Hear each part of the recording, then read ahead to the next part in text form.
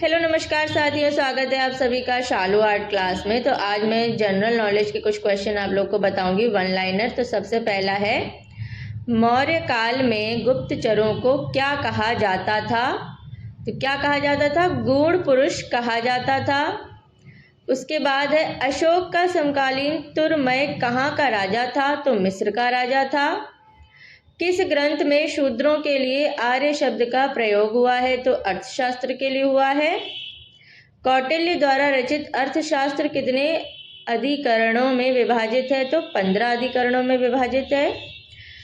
अशोक ने 261 ईसा पूर्व में कलिंग को जीतने के बाद क्या किया? भारी रक्तपात देखकर युद्ध की नीति को सदा के लिए त्याग दिया। ठीक है, अगला प्रश्न है, अशोक के जो शिलालेख या रॉक एडिक्ट्स संगम राज्य के बारे में हमें बताते हैं, उनमें शामिल है दूसरा एवं 13वां, यही बताते हैं। ठीक है, अशोक ने श्रीलंका में बौद्ध धर्म का प्रचार हेतु किसे भेजा? महेंद्र और संघमित्रा को। अशोक के मनसेहरा या पाकिस्तान एवं शहबाजगढ़ी से प्राप्त वृहद शिलालेखों में किस भाषा का प्रयोग किया गया है? तो खरोष्ठी का प्रयोग किया गया है, खरोष्ठी भाषा का। अगला है, श्रीनगर की स्थापना किस मौर्य शासक ने की? तो अशोक ने की। किस अभिलेख में चंद्रगुप्त मौर्य और अशोक दोनों का उल्लेख किया गया? तो महाक्षत्रप रुद्रदमन का जूनागढ़ अभिलेख है। चलिए, मौर्योत्तर काल जो कि 185 ईसा पूर्व से 319 ईसा पूर्व तक है, उसको पढ़ते हैं। अंतिम मौर्य सम्राट बृहद्रथ की हत्या कर किसने शुंग वंश की स्थापना की? तो पुष्यमित्र ने की। कण्व या काण्व वंश का संस्थापक कौन था? तो वसुदेव था।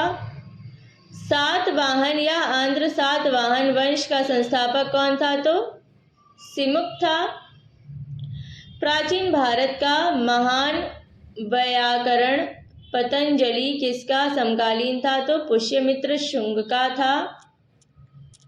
सर्वप्रथम भारत में विशुद्ध संस्कृत भाषा में लंबा अभिलेख किस राजा द्वारा जारी किया गया? तो शक राजा द्वारा जारी किया गया, शक राजा रुद्रदमन द्वारा। सातवाहनों ने आरंभिक दिनों में अपना शासन कहाँ शुरू किया? तो महाराष्ट्र में शुरू किया।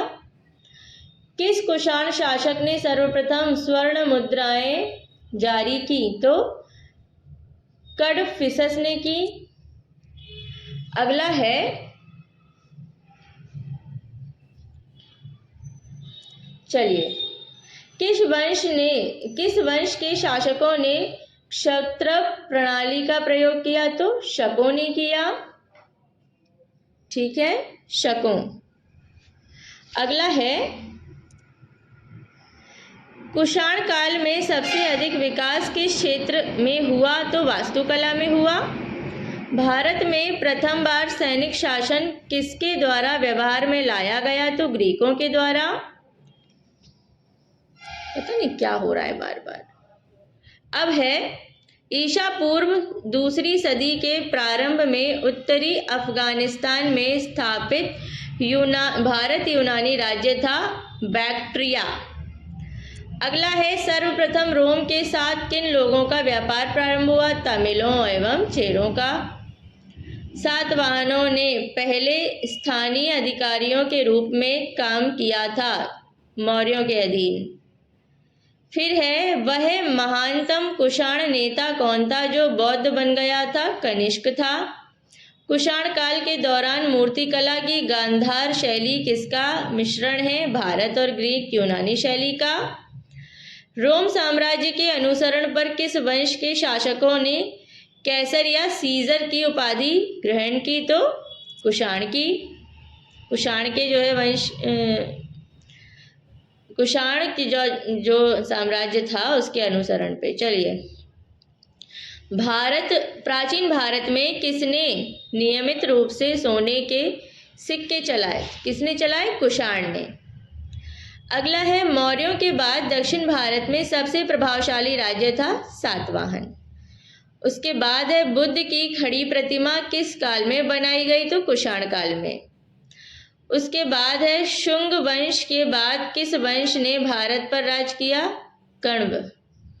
किस चीनी जनरल ने कनिष्क को हराया था? तो पेन चालो ने।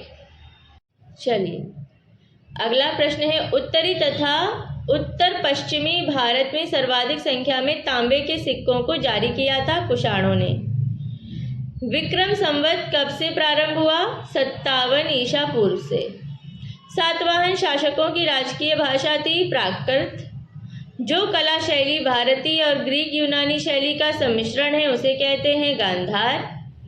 कनिष्क की राजधानी थी पुरुषपुर। पुरुषपुर किसका दूसरा नाम है? पेशावर का।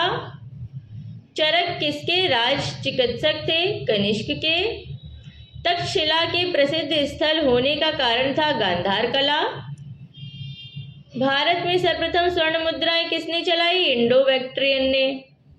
किस संग्रहालय में कुषाण कालीन मूर्तियों का संग्रह अधिक मात्रा में है? मथुरा संग्रहालय में। किस वंश के शासकों ने ब्राह्मणों एवं बौद्ध भिक्षुओं को कर मुक्त भूमि या गांव देने की प्रथा आरंभ की? तो सातवाहन।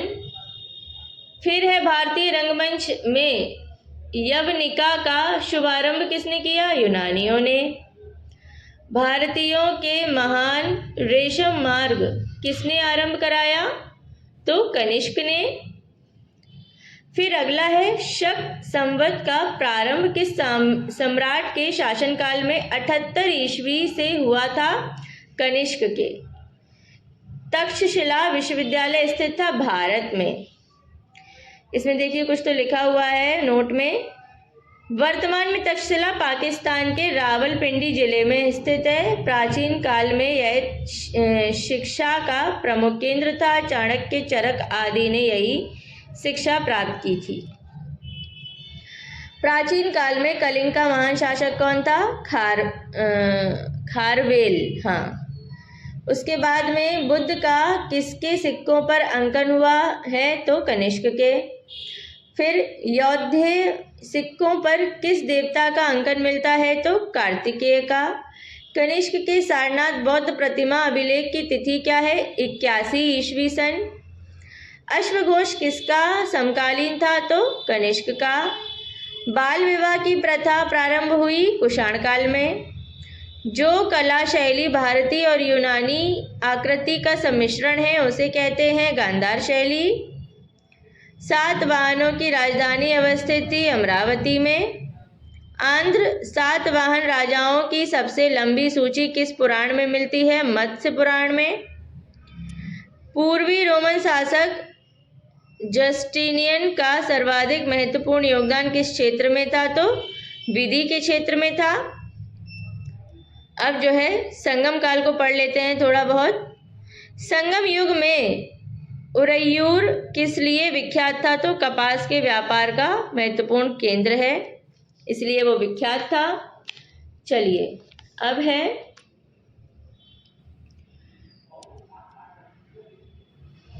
तोल्काप्पियम ग्रंथ संबंधित है व्याकरण और काव्य से। धार्मिक कविताओं का संकलन कुरल किस भाषा में है? तमिल में है।